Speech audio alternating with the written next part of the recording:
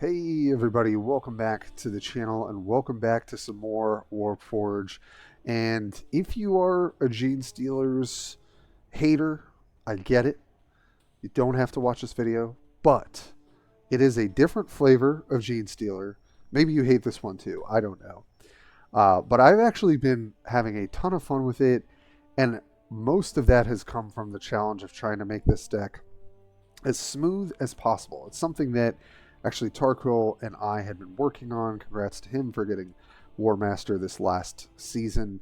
We had talked about it as soon as Roaming Outriders had come out, and it just, other people I think had made it work. I heard that a lot of the Chinese players had found a really great version, but I never ran into it. I didn't play a lot last season, so I know I'm kind of diving in here, but we're going to be talking about Vehicle Uprising today. I have really loved playing this deck. I'm kind of over the sabotage stuff. I also really want to punish the sabotagers, and I actually think this build does a really good job of that for the specific Uprising package that it's got going on. And maybe you have not seen this build, and you're itching to do something combo-y, very Storm-like, right, for you Magic players. So we're going to be getting into that very shortly. Thanks so much for sticking with the channel. We are so close to 1,000 subscribers. Definitely feel free to like and subscribe to the channel if you like what you're seeing. I know the content has been slow. It's doing what we can when we can. And honestly, I thought about bringing this to you a couple of weeks ago, and then all the Astra Militarum stuff was getting going. So I'm going to get back to that. I do want to update all my Astra Militarum builds, but I had a stream. You can check out the list there. Or if you want to ask for them, I can post them in that stream VOD on YouTube. But today we are playing, yes, Genestealers, yes, Primus Saffa. I think a lot of people are a little tired of Genestealers, and even me. And I think this is a flavor of the deck that I've just been having a ton of fun with. So without further ado, let's check out how the vehicles are rising up. All right. I won't do too much going over this Warlord. Primus Saffa, all I will say is deck builder's dream. You can build it so that you have a higher chance of hitting some of your key troops. You can build it so you have a higher chance of hitting your key stratagems, which is what we've chosen to do with this build. But is just such a incredible Warlord for letting you build a deck the way you want to, crafting your game plan from literally turn one, and we'll be talking about exactly how to play this in some of our VODs today, the battle logs. But yeah, just has always been a pretty powerful Warlord. Now, at the start, was overshadowed by especially Magus because his talent was way better than what it used to be.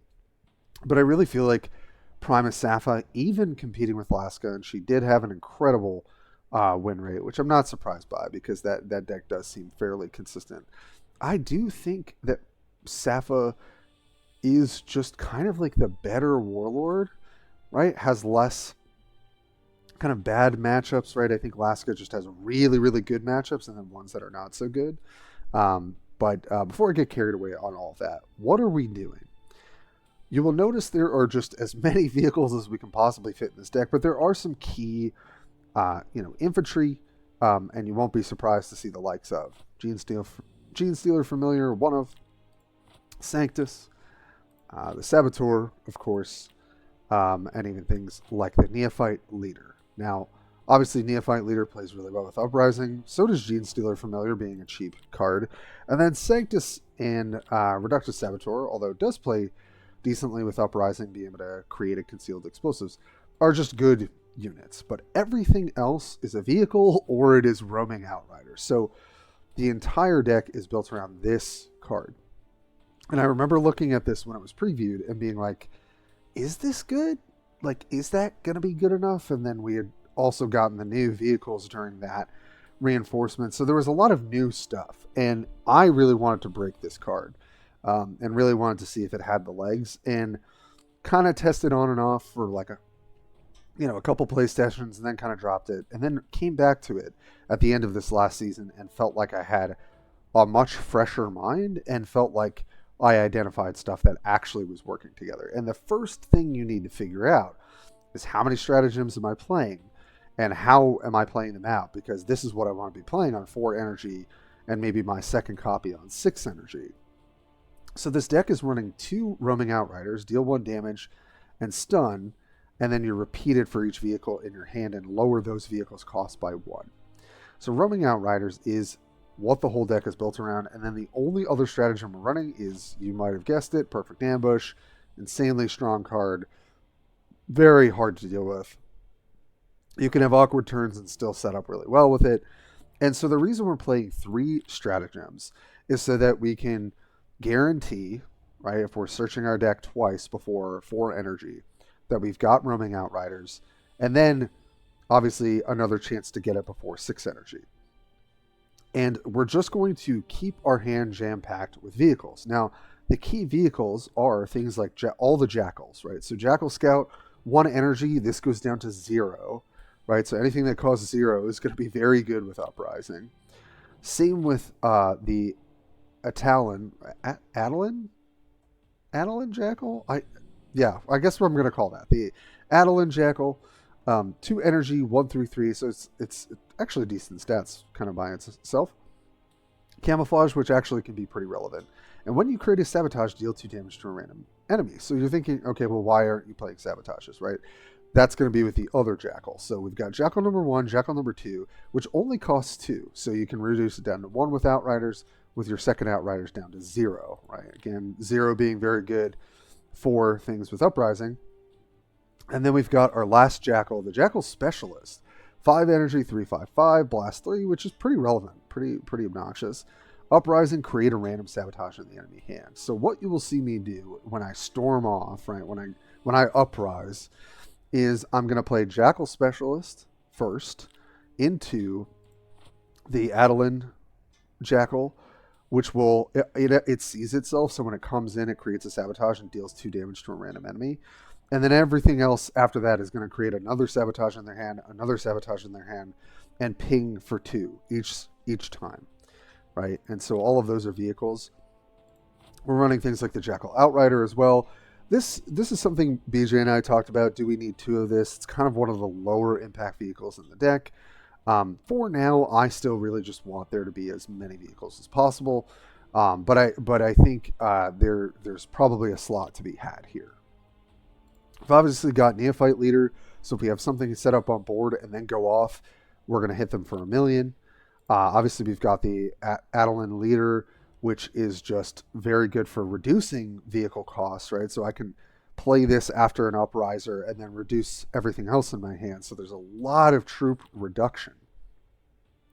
And then we could play things on 5 energy generally, like Ridgerunner to catch back up, the Atalan Wolfquad, which I know seems like maybe a bit of a meme. It's a common. What does it really do? But you just want a 5-drop. It's going to be at 6, but reduced down to 5 after the Outriders to catch back up, right? And you'll see me kind of in the games look at that. We're running 1 Metamorph Leader because, again, just a good infantry Uprising unit. We also have the 2 Initiates, right, to go down to 0. So we can set up these mini sort of Uprising combos throughout the game. And then we've got the top end of the curve, which is Goliath Truck, which is just a big truck. A lot of the times they have to work really hard to clear this thing, especially if it's on 6 energy. And because it deploys the Neophyte troops after strike, those all get added on to Uprising, right? Because if I play an Upriser, I attack with Goliath Truck, 2 units enter the battlefield, and that triggers Uprising twice. And then, and this actually works in this deck, we've got the Cult Leman Russ, which is definitely my favorite way to win with this deck.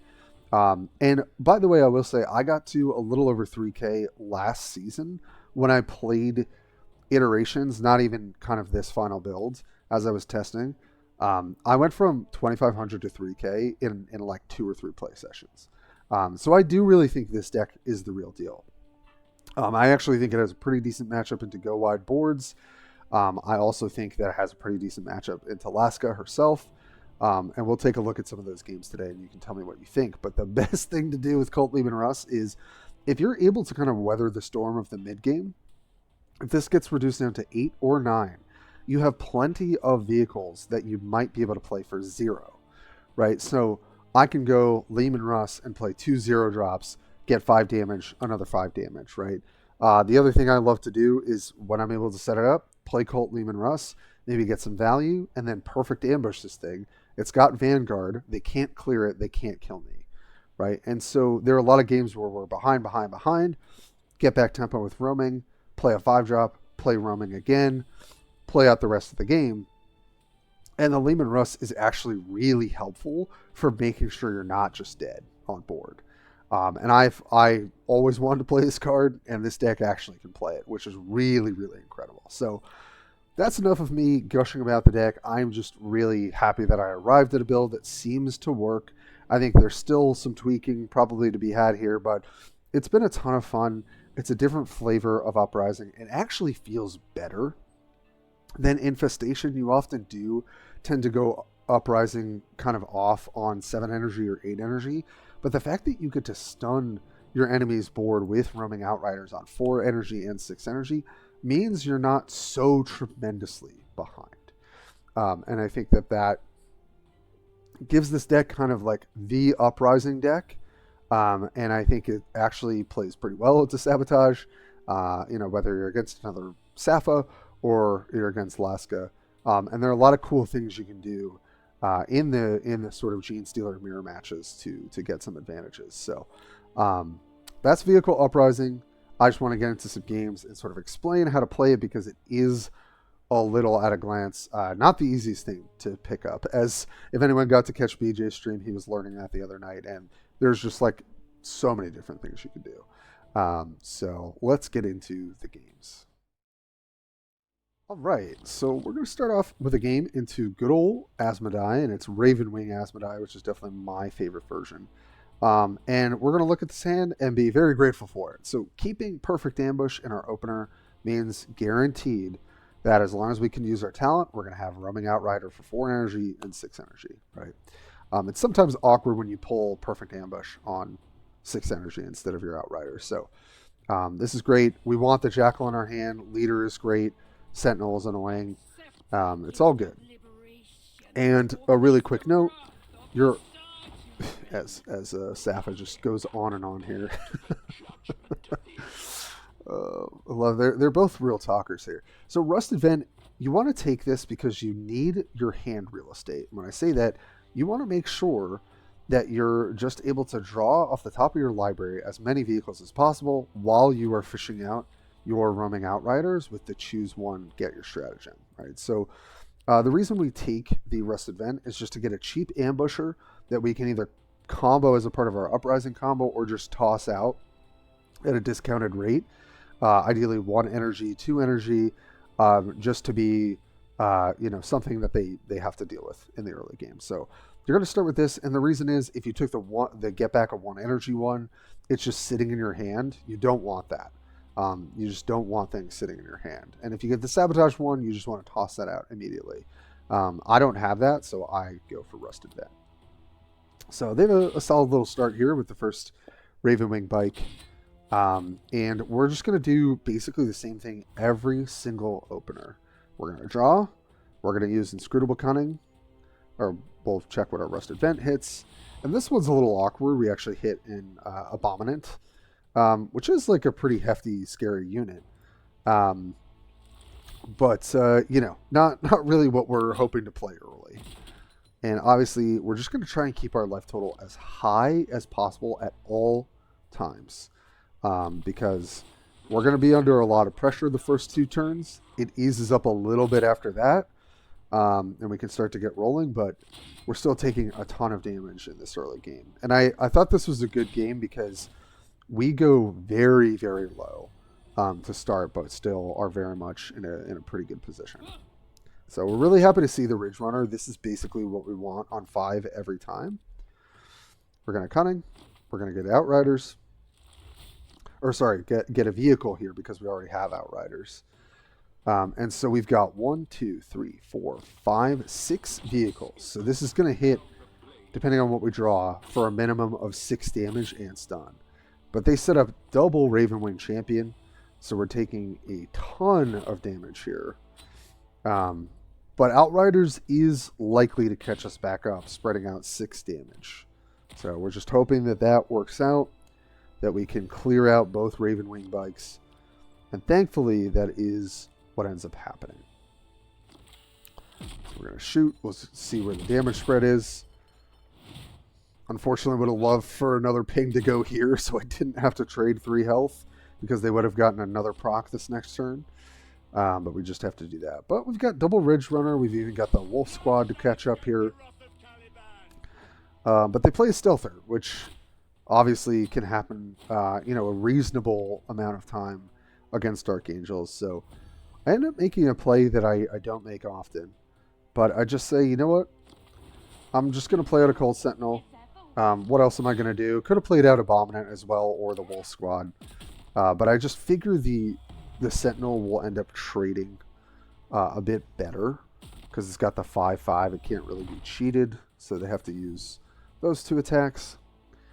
And thankfully, our opponent plays Wages of Retribution, which doesn't affect the board. We don't care about it. Secrets are not going to be relevant in this game, because once we start going, we're not going to stop. And unless they get really, really good RNG with secrets, it's not going to matter. And so here, I know that I have to toss 2 cards out of my hand to make sure that I see my talent next turn. Right, so the best thing I could do, play out this Abominant, give it perfect ambush so they can't interact with it, and then we can cash in on it a little bit next turn. But go down to 12 here, obviously not ideal. We get our Leman Russ, and we get our ambush to the 2 armor just to take out the Dreadnought, which is really great. And then we're going to get our second Outrider. We're going to fire that off. Oh no, right, I choose to wait here. And I think sometimes you're going to do that because you're so low, or you're so kind of behind on health, that you kind of need this to deal with their board, whatever they deploy. So I know I can just toss out the Wolfquad as another threat. And now if they want to use Deadly Hunters or something else, then at least we can control the board after that. So I forgot that's the line that I took in this game. So you're not always going to crack this. You may actually need this to keep yourself safe, especially when you know your opponent can play stealth cards. The only way you can interact with stealth is through Roaming Outriders with this list. Or Blast, but that's just not going to come up that much. So our opponent has a really nice play here. Able to refill, do a little damage, and then play good old Samael. And so that's not great. But we've got things to do. We've got Outriders to roam with. And hopefully that will catch us back up quite a bit. So here I just kind of go for a value play, right? We're not really Uprising. But next turn, with Cult Leman Russ, we've got 2 0 drops that have gotten discounted. So we're going to be able to play Leman Russ and try and win from there. That's what I'm playing toward anyway. So yeah, we do what we need to there to play out as many cards as we can. Sentinel's generally pretty annoying because you have to deal with it before, and None Must Know does, before you take that 3 damage to the face. And it doesn't proc here, unfortunately, because it does die. And then Deadly Hunters, which obviously is not that big a deal when we only have 1 unit on the board. So they trade there, and they've got a unit free. And I'm just pretty thankful that I've got this Leman Russ. And 2 0-cost bikers. And that's really just going to kind of shore up our defense here. And we could have played, obviously, double Ridgerunner. We could have done other stuff too. But obviously this is a pretty powerful thing to do because 50-50 on hitting their unit. And generally, right, Dark Angels are not going to have any hard removal besides the 7 drop. But if they kill this, right, I shouldn't be dead at 9 health. And they play another Dreadnought. And pretty much no way that they can kill me here, especially because I do have units that can soak this. So nice, the Atalan picks that up, and that is it. And the Leman Russ does its job. Okay, so here we're playing into Galeron, which I think is really well positioned in the meta right now. can do away with some of the Astra Militarm go wide boards. Also a little bit of our go wide boards when we do like the full Uprising combo. So this game gets pretty wild. But I think it's a good one to showcase because I do think Chaos is a little bit of a tough matchup. A lot of aggression, potentially a lot of stealth, or not a lot of stealth, but Warp Talon being a really great stealth unit. So you do have to sort of pick and choose when you're going to use Roaming Outriders and how you're going to sort of press your advantage. So yeah, really game pretty much scripted here, right? We're just going to fetch our Roaming Outriders. We're going to try and fill our hand with vehicles. Yeah, and then kind of go from there. And honestly, I can't remember if I still kept the concealed explosives. I think I might have cut this actually after that play session. It's just a little niche. It's good in the mirror matchups, right, where my opponent puts like a poison in my hand. But I think I ended up cutting that. But again, this is where you can get kind of creative with the full list. So here we're just like keeping our life total high. I really don't want to do too much here.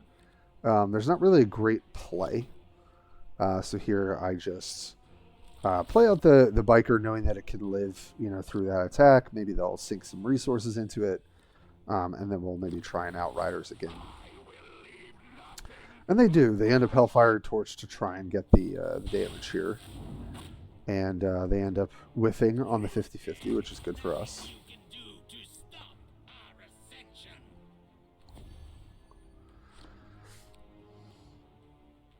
Yeah, and I think here we just work on taking out this guy. But since they've got the spoilers down there, gaining a life every time a unit dies, right? So it is a bit of a problematic. Like over time, Galaron's getting a decent bit of advantage. Here I just go for the Outriders, take that out, which opens me up to Warp Talon. So this is a pretty scary thing. They go second to spoilers. So many of the things I'm going to play out are going to die without much work. So that is a little scary. And here I basically say I don't want to Uprising quite yet. So I'm just going to play Truck. I'm going to play the Bomb just kind of as bait, right? It could be another one of the Jackals or something. And I think sometimes there's a power to like, your opponent doesn't know your list, right? Like maybe so here they actually get punished. They take 5, but they gain back 1. They get a good strat on the Venom Crawler. And they just kind of beef that up as much as they can. And so I know I basically just have to find a way to kill the Venom Crawler, right? And that's what I'm going to try and do. Sanctus and Familiar does that pretty well, but I just want to try and push my advantage here. And because I've got Perfect Ambush, that's also insane. So we're just going to do a little mini Uprising combo. I'd rather have the stats than sabotages, so that's why I stack it that way. And then we're going to play the Jackal. So we get a little bit of value. We'll get like at least 1 ping here. Lots of Uprising happening. Get the ping, which is perfect. And now we don't have to play the Familiar. We can save Familiar and Sanctus for another Venom Crawler potentially, which is really good. We get this, and then we're going to get 2 more Uprising procs as well because of the strike, which is really nice.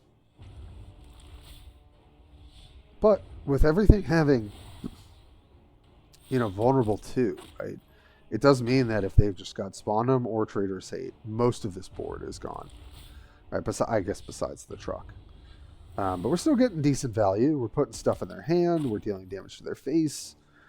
It's honestly a pretty dream setup on 8 energy. But it's got Demonic Pact to basically just blank our whole board for another turn, which is really, really good. And is just the exact card that they need. Aside from the board clear, but then I still have my truck after that. So it gets to gain life.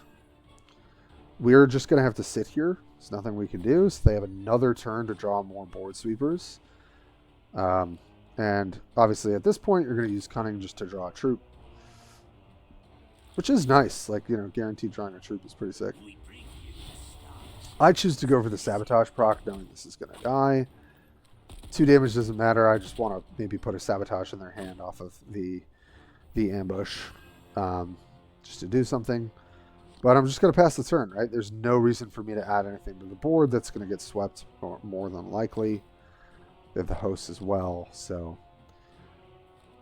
Yep. And spawned him, plus being able to make this vulnerable 6 is just going to clear out this whole board. And they're going to gain 4 life from it. So this game gets pretty grindy pretty quickly at this point. Our opponent really has like such a good response to a lot of what we're doing. But we've still got plenty of cards in our hand, right? So we've got pretty insane card advantage. And so really what we have to just try and do is find a window or a couple windows to push enough damage to end the game. So yeah, clears out everything very easily. Goes back up to 22. It's like not a good scenario. And then realizes, okay, I got to kill you.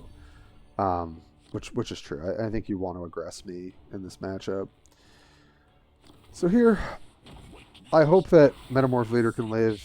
Hoping that we can spread out some, you know, a little bit of cost reduction.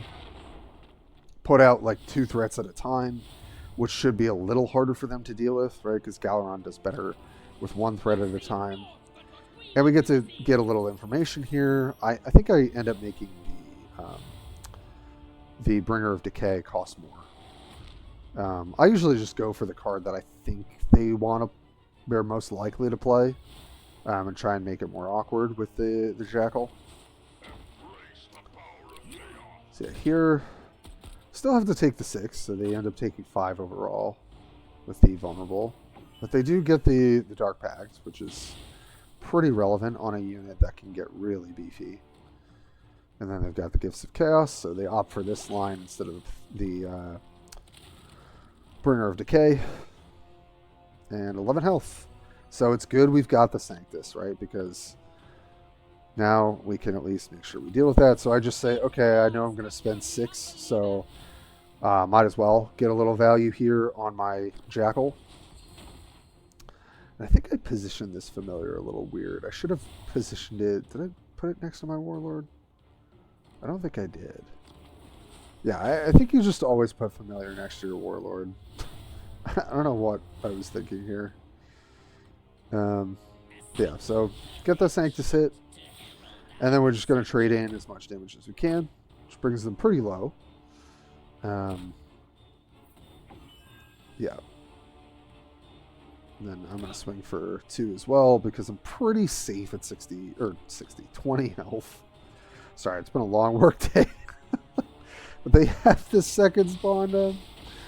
So they're able to clear the board once again. And it's here I'm like, oh god, they've got probably the stratagem to give all the Dark Pacts, which would suck. But they don't actually end up having it. They just end up tossing out some of the poison supplies that got put in their hand off of the Jackal. But thankfully, we've still had this pair of Ridgerunner kind of in our hand for a bit. So we still got plenty of options. And also, Saboteur is a really incredible card by itself. So even though we've got some like kind of understandably sketchy vehicles in this deck that are not like the best cards to be playing, there's that synergy, but then we're also just playing some of the best, other units. I also really like having still the one of Neophyte Trooper. I think that helps catch you up when you need it. But Idolatrous Despoiler is doing a really good job here, right? So it denies the Sabotage because these trade. Oh, that doesn't work. Literally as I say it, that's not how that works. Okay. So you do actually get it even though they trade. And I just go, okay, I'm going to play Saboteur. I hope it lives. Going to hate you down to 6. Just try and maybe off of the back of Initiate somehow we can get there. So yeah, this was a really good game. Our opponent played really well. And we sort of had to play really well in response. So they're able to do a great turn there with the Bringer of Decay plus Helldrake. But at least we've got a little poison helping us out there. And we draw the Leman Russ, which I am very happy to see on 13 energy here. So, yeah. So we're definitely got to play the Trooper here. 5 to face, and that will do it. So, definitely for that matchup, I am thankful for Leman Russ. Man, the Russ just be going off. Okay, and of course, for our final game, we had to play against Alaska here, just to showcase the full power of the legendary warlords for GSC, and so put that explosives back. Again, just with mulliganing with this deck, you just want vehicles, right? You're just happy with vehicles. That's what you're looking for. Initially, it's fine to see early, you know, if that happens.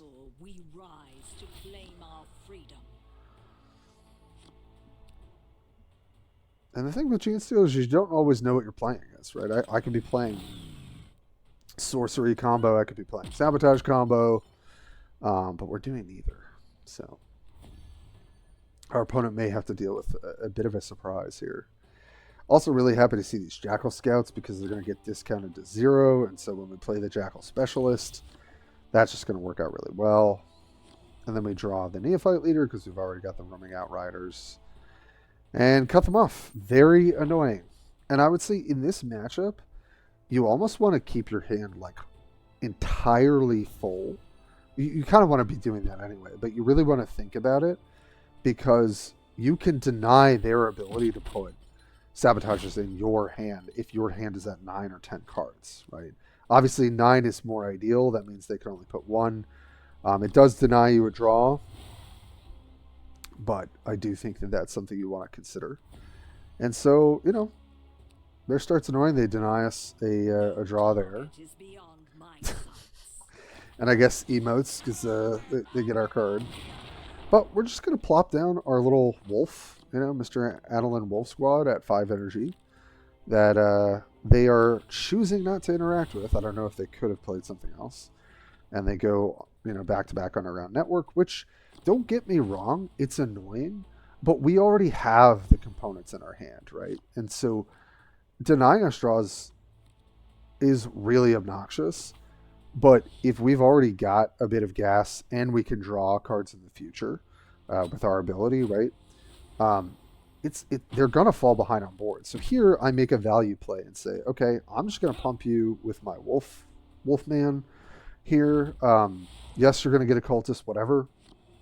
Toss out one of the, you know, the deal damage ones. Clamavus, very, very good answer. I think most Alaska builds are running this, which I think is very smart. It's probably the build that benefits the most from Clamavus. So here they're just going to keep trying to apply pressure to our hand. And this is good. I mean, the reason you ambush this is so that next turn when I go off, this is going to get all the stats. So we switch up the game plan.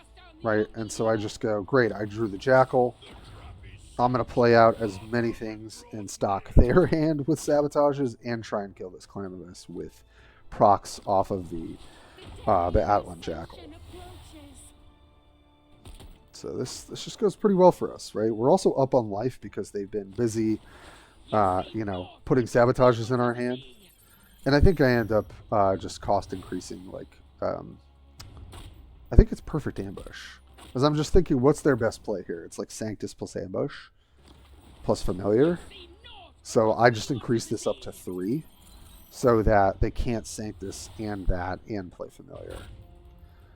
So now their hand's full. They're going to get denied their draw and their ability. And obviously we've got a full board here. So, yeah. I mean, kind of beat them to the punch, if you will, right? They're not able to use their trap sprung yet. We've got a bunch of stuff on board. Even if they had trap sprung, we've got a lot of stuff that could soak that damage. We're already up on a ton of life because we've played to the board. They've played to our hand. So that ends up getting us a nice win against Laska. All right, folks. Closing thoughts. Yes, I did cut the bomb. Sorry, I guess I still was playing games with it. I could have sworn that I had taken that out. But I've been really happy with the build. I think I ended up swapping in for another Leman Russ. Can't remember, but I basically was like, you know what? I just want more and more vehicles. I just want my Outriders to be more and more powerful. And even though some of the units, like in a vacuum, are kind of lackluster, the whole combo just tends to work out really well, especially around Jackal Specialist, which I really did not play at all when I first started this build. I was not looking to do this. I was kind of looking to use Roaming Outriders as a utility card with mostly vehicles, but a lot more infantry mixed in. And I really have just cut down and down and down and down on the infantry and played more and more toward the vehicles. And I genuinely think that that's what this build should be doing. So as you can tell, I'm kind of gushing about this deck. It's been a lot of fun. I get it. This faction's annoying. It does a lot of annoying stuff. I can't deny that.